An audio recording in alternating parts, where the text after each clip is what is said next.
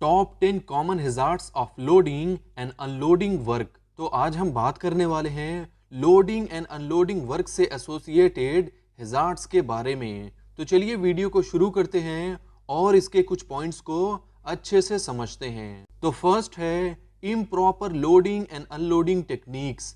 तो जब किसी भी सामान को इम्प्रॉपर तरह से लोड या अनलोड किया जाता है तो इससे लोड अनबैलेंस्ड हो सकता है, जिसकी वजह से सामान के फॉल होने, शिफ्ट या टिप होने का रिस्क इंक्रीज हो जाता है और इससे सामान और इक्विपमेंट दोनों डैमेज हो सकता है या फिर वर्कर्स को भी इंजरी हो सकती है। तो सेफ्टी को इंश्योर करने के लिए हमेशा proper techniques and proper equipment का यूज करें। सेकेंड पॉइंट है ओवरलोडिंग व्हीकल्स और इक्विपमेंट।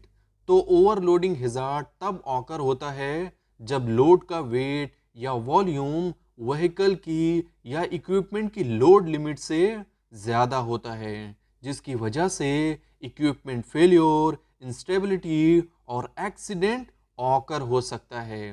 तो ओवरलोडिंग जैसे हैजार्ड्स को रोकने के लिए वर्कर्स को चाहिए कि वो वेट रिस्ट्रिक्शंस को फॉलो करें। थर्ड पॉइंट है फॉल फ्रॉम हाइट। तो मटेरियल की अनलोडिंग के दौरान वर्कर्स को trailer beds, warehouses and storage shelves जैसे हाई प्लेसेस को एक्सेस करने की ज़रूरत हो सकती है। तो प्रॉपर फॉल प्रोटेक्शन और लैडर के बिना ये वर्क सीरियस इंजरीज का हो सकता है। तो ऐसे वर्क प्लेसेस पर proper guard rail, personal protective equipment and other fall prevention measures हमेशा मौजूद होना चाहिए। फोर्थ पॉइंट है स्लिप, ट्रिप एंड फॉल।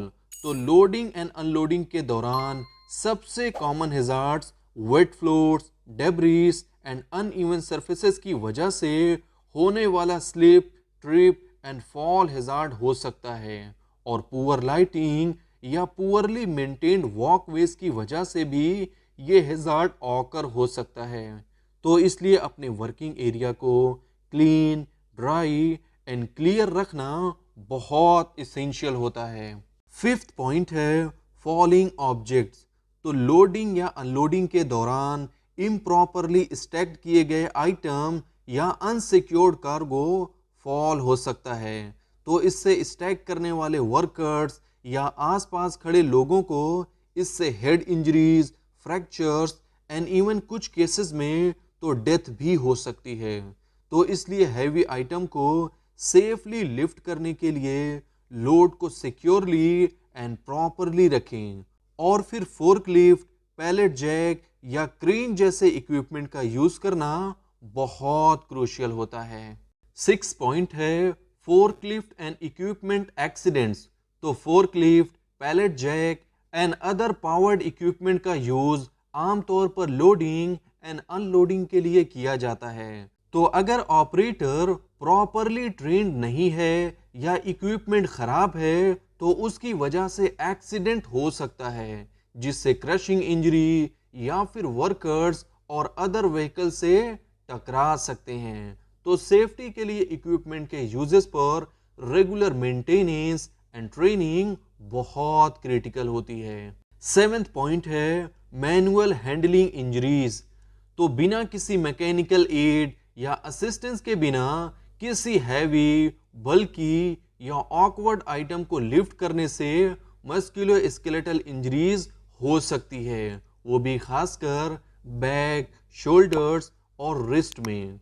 तो हमें वर्कर्स को प्रॉपरली लिफ्टिंग टेक्निक्स के बारे में प्रॉपरली ट्रेंड करना चाहिए और साथ ही इंजरी के रिस्क को मिनिमाइज करने के लिए जब भी पॉसिबल हो लिफ्टिंग एड्स का यूज करना चाहिए। एट्थ पॉइंट है इम्प्रॉपर सिक्योरिंग ऑफ लोड्स। तो एप्रोप्रिएट टाई डाउन, रोप्स और स्ट्रैप के साथ लोड को सिक्योर करने में फेल होने की वजह से ट्रांसपोर्टेशन के दौरान या अनलोड करते वक्त आइटम शिफ्ट या फॉल हो सकता है, जिसकी वजह से सामान को नुकसान हो सकता है और साथ ही वर्कर्स को भी इंजरी हो सकती है। तो लोडिंग एंड अनलोडिंग के दौरान सभी लोड को प्रॉपरली सिक्योर करना बहुत क्रिटिकल होता है। 9th पॉइंट है वेदर एंड इन्वायरमेंटल हैजार्ड्स। तो एडवर्स वेदर कंडीशन में जैसे कि तेज बारिश, स्नो गिरना, तेज हवा चलने से स्लिपरी सरफेस क्रिएट हो सकता है, विजिबिलिटी कम हो सकती है और इससे loading and unloading task dangerous भी हो सकता है। तो वेदर कंडीशन को एक्सेस करना और फिर उसके अकॉर्डिंग वर्क प्रैक्टिसेस को एडजस्ट करना बहुत इंपॉर्टेंट होता है और साथ ही ये भी इंश्योर करना कि वर्कर्स इन्वायरमेंट को हैंडल करने के लिए प्रॉपरली इक्विप्ड हों। लास्ट पॉइंट है lack of communication and coordination. तो लोडिंग एंड अनलोडिंग वर्क के दौरान वर्कर्स के बीच में पुअर कम्युनिकेशन होने से एक्सीडेंट्स ऑकर हो सकता है और अगर वर्कर्स एक दूसरे की पोजीशन या एक्शन से अवेयर नहीं है तो उससे कोलिजन होने का, लोड के ड्रॉप होने का या फिर इक्विपमेंट की मिस हैंडलिंग का बहुत ज़्यादा रिस्क होता है।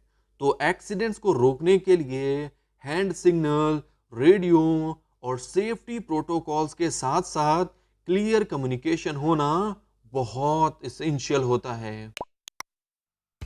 आई होप आपके लिए ये वीडियो यूजफुल होगी और अगर आपको ये वीडियो पसंद आई है तो वीडियो को लाइक कर दें और चैनल को सब्सक्राइब कर दें।